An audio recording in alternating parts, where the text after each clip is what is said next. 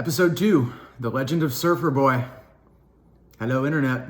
Here we go. So, if you missed last week's episode 1, going through my time as campaign manager with no prior experience, no prior interest in politics or anything like that, go back and watch episode 1. So, this week, I'm 28 years old. I am now the chief of staff for the state auditor in Missouri. Again, I have extremely limited managerial experience at this point. I was a successful campaign manager. That's most of it at this point. So here I am again, thrust into a role that, based on my resume and based on a lot of opinions, I am totally unprepared for. And once again, people lobbied against me being put into this role. When that didn't necessarily work, people approached me and encouraged me to decline the job. You're not ready for this. You should take a different role in the office. Take one of the legal jobs. Cut your teeth. Do it the way everybody else has always done it. And so I just handled this campaign. Multi-million-dollar budget. We won. And here are these people that supported me in that role telling me that I'm not cut out for this next opportunity. Had I not just proven myself in some capacity? Clearly that didn't matter to them. And so what I continued to learn is that this was the political patronage system hard at work. So I had demonstrated clearly, the competency, and I'd earned the trust of my boss, but why am I not cut out for the role? Because it wasn't my turn. Because other people had paid their dues, whatever that meant. So this is the Peter principle, hard at work, promoting people not because of the competency that they showed and the dedication to the task, but just because they've been here longer. So that's the Peter principle. You can look that up, but I digress. My boss believed I could do the job. He wouldn't have offered it otherwise. So I took it. Chief of staff. So he was the chief of staff himself, thankfully. Now, he gave me a good look into his playbook, how I was supposed to operate, running the office, generally the themes that he was looking for in that role. But it was still up to me to lead. It was still up to me to actually perform the role of chief of staff. No imposter leadership, not just sitting there passing the buck to other people and relying on them to make decisions for me. He expected me to lead.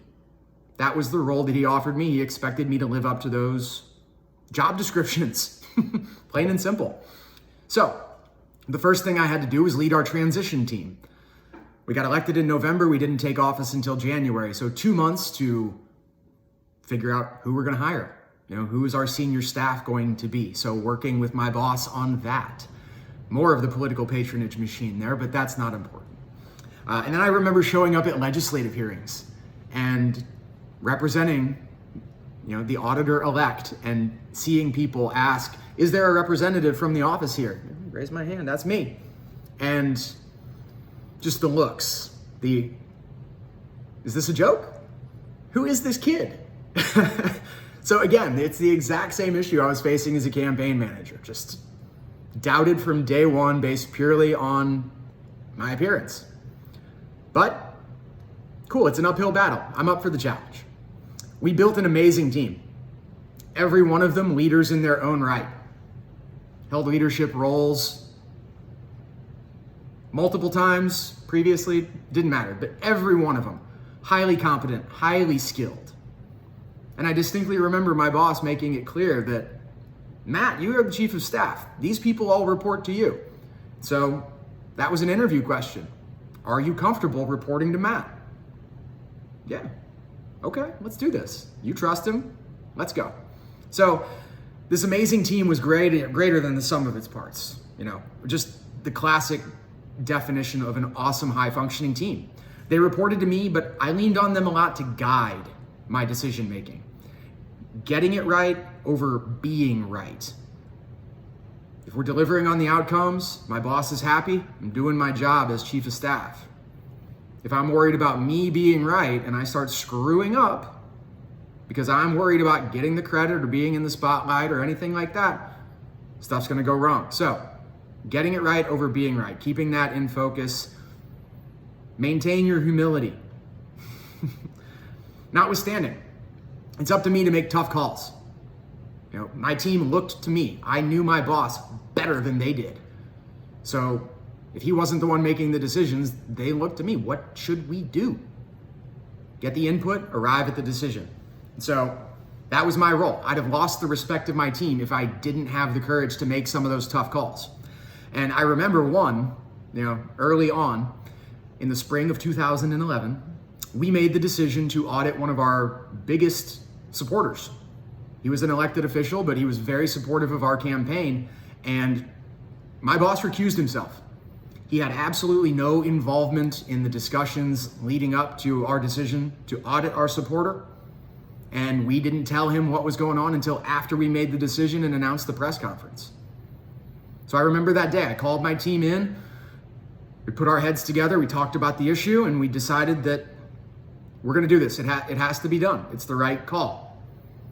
And I remember walking back to my office, getting ready to call my counterpart, the other chief of staff, scared out of my mind.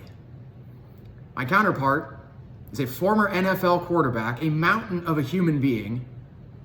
I am neither. He is twice my age, as most of my counterparts are. So I am nervous. I am gonna have to let these guys know, hey, we're coming in and we're doing an audit. Yes, you supported us, and yes, we appreciate all that, but now we've got to live up to the promises that we made on the campaign trail. I'm sorry, but we're doing this, and they understood, but scared out of my mind to make that phone call. But it had to be me. Had to be me. That was the job I signed up for. That when I said yes to the job, these were the types of things that I would be expected to do. The easy stuff, nah, not worried about that. No, you can handle that. The question is, can you step up and make the tough call? Not because it's gonna be popular, not because it's gonna give you some applause or anything like that, because it's the right thing to do. So when you're a leader, you step up, especially when it's tough. But the real lesson behind this, again, dovetailing off of last week, the legend of Surfer Boy. So when I got into the office, November 2010, leading the transition team, I was sitting for the bar exam in February of 2011. So when we got into the office and during the transition period, I was working about 35 hours a week, go to the gym, come home, study for 3 to 4 hours for the bar exam. 6 days a week, that was my life. I chilled out on Sundays. That was about it. That was it. So lesson one, you want to get ahead, you're in a leadership role, it's going to take sacrifice and it's going to take focus. It's not for everyone because not everyone is willing to make that sacrifice or dial up that focus to the necessary level. You can do it. It's just whether or not you will do it. So fast forward to April 2011. Sat for the bar, waiting on results. And so here, the day has arrived. And just to add to the pressure, a crowd has formed around my office, waiting to see if my name is posted on the roll of newly minted attorneys. So I'm sitting there at my computer. Luckily, I find my name. Cue the applause. Thank you all so much. I thank you for your support. They supported me a lot as I was studying and working. They knew that was going on. So that team pitched in. They helped me out a lot. But I passed the bar. And so cue the applause, great. I'm going home, I'm gonna celebrate, I'm gonna relax. So the next day, I get back in the office and a knock on my door. It's one of the most senior auditors, career staff, extremely talented individual. And she says, hey, I just wanted to let you know candidly that we're really impressed with the job that you've done. Working and studying for the bar and passing the bar and doing all of this, this is great. You're doing really good work. I said, thank you so much. She went on to then tell me that when we all first met in November, they were the ones who were utterly terrified. Here comes this newly elected auditor, and in tow is this mid to late 20s chief of staff. The looks I got at the legislative hearings. We had breakfast with the governor and his chief of staff, and I remember the dumbfounded looks on these people's faces of, this is who you chose to be your chief of staff. Do either of you understand what that role entails? And so, my staff were just absolutely mortified that I might be in this role and I might be totally unqualified. And they assumed that I did. And they nicknamed me Surfer Boy, which I did not find out about until after knowing some of these people for like 6 months. That was my nickname in the office. I was Surfer Boy until April 2011 when I found this out. And I guess they stopped calling me that after the fact. But again, this is the takeaway. You are gonna be judged no matter what. Appearance, resume, who cares? When you deliver the outcomes, that is all that matters. You know, leadership puts the spotlight on you and you're here to get a job done. Period, full stop. That is it. You know, it's not to be popular, and it's certainly not to conform to some archetype of leadership that other people have created. Effective leadership comes in all shapes and sizes. So don't listen to the judgment when the judgment is based on stupid reasons, like a resume or an appearance, okay? So follow the lessons in episode 1, follow the lessons in episode 2, and you're on the path to more confident leadership. You know, taking ownership of your role as a leader. Episode 3, next week, we're gonna move me into the private sector. My time as vice president and general counsel and dealing with a complex, high-pressure commercial environment. So that's the Legend of Surfer Boy for this week. We'll move it into the private sector next week. Thank you all so much for watching. AscentMethod.com. Find it there, find it on the YouTube channel.